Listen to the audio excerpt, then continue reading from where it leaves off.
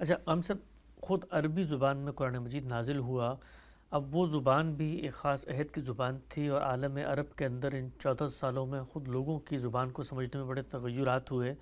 تو کیا عربی زبان میں بھی یہ محاورہ ترجمہ عربی ہی میں کرنے کی کوئی روایت تھی؟ چونکہ ہمیں مسلمان علماء میں ایک حساسیت نظر آتی ہے کہ وہ لفظی ترجمے سے باہر نہیں نکلتے زیادہ تر، تو یہ پیچھے سے کوئی چیز چلی آ رہی تھی یا عربی زبان میں بھی کوئی اس میں کام ہوا کہ خود عرب لوگوں کو قرآن مجید سمجھانے کے لیے عربی زبان ہی کو بامحاورہ انداز میں آگے مترجم کر دیں؟ موجودہ زمانے میں کیا لوگوں نے، مصر میں ایک ترجمہ ہوا ہے، میرے پاس بھی ہے، وہ ترجمہ ہی ہے، اس میں قرآن مجید کی زبان کو سامنے رکھ کر گویا ایک لحاظ سے مدعا کو آج کی زبان میں ادا کر دیا گیا ہے، تو اسے بھی آپ ترجمہ ہی کہہ سکتے ہیں، اس طرح کی تفسیر نہیں ہے۔ اس سے پیچھے ہمارے ہاں لوگ بالعموم ایک جملہ اس طرح کا لکھ دیتے تھے یا ایک لفظ لکھ کر آگے ایک لفظ لکھ دیتے تھے، وہ بھی بڑی حد تک مدعا کو ادا ہی کر دیتا تھا، تو یہ چیز تفسیروں میں بھی دیکھی جا سکتی ہے۔ کسی بھی زبان کے اسالیب کو دوسری زبانوں میں منتقل کرنا کوئی آسان کام نہیں ہوتا، اور یہ زبانیں بھی ایک جگہ نہیں ٹھہرتیں۔ اصلی سوال یہ نہیں ہے کہ ادب عالیہ میں قرآن مجید کس طرح زبان کو پکڑ کے بیٹھا ہوا ہے، عام لوگوں کے ہاں تو بہت تبدیلیاں آ جاتی ہیں، تو ان کی رعایت کر کے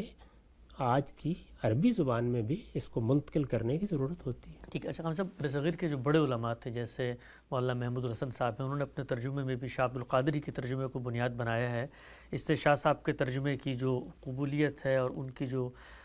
بلند پائیگی ہے اس کا بھی اظہار ہوتا ہے،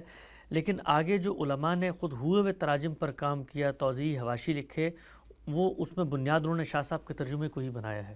ترجمے میں زیادہ تر شاہ صاحب ہی کے ترجمے کو پیش نظر رکھا گیا ہے، اور وہ پیش نظر تو ہر آنے والا رکھے گا، لیکن پہلے مرحلے میں تو علماء کی کوشش یہ تھی کہ صرف زبان میں جو تبدیلی ہو رہی ہے وہ کر دی جائے۔ مثلا مولانا محمود حسن نے یہاں تک اپنے آپ کو محدود رکھا ہے، لیکن ڈپٹی نذیر احمد کا ترجمہ مثال کے طور پر ان کا اپنا ترجمہ ہے، اور اس ترجمے پر بہت اعتراضات بھی ہوئے۔ اس کے بعد اسالیب کو لوگوں نے قرآن مجید کے لحاظ سے موضوع نہیں سمجھا، یہ تاثر بنا کے کچھ رجسٹر باہر کے الفاظ اس میں شامل ہو گئے ہیں یا تعبیریں شامل ہو گئی ہیں، یہ سب چیزیں رہیں۔ پھر اس کے بعد مولانا سید ظفراللہ صاحب مودودی کا ترجمہ ہے، وہ ترجمہ بھی ان کا اپنا ترجمہ ہے۔ پیش نظر تو دوسرے تراجم ہوتے ہیں، لیکن اپنے اسلوب میں اپنے انداز سے انہوں نے ترجمانی کی ہے، اور بتایا بھی ہے کہ میں نے یہ ترجمانی کی ہے۔ تو مختلف علماء مختلف ضرورتوں کو سامنے رکھ کر یہ کرتے رہے ہیں۔ مولانا اشرف علی تھانوی کا ترجمہ بھی ان کا اپنا ترجمہ ہے، اس میں ظاہر ہے شاہ صاحب کے اثرات بھی ہیں، اس کو پیش نظر بھی رکھا گیا ہے۔ یہی چیز ہوتی ہے، اور دنیا کے سارے علوم میں ہمیشہ اسی طریقے سے بات آگے بڑھتی چلی جاتی ہے۔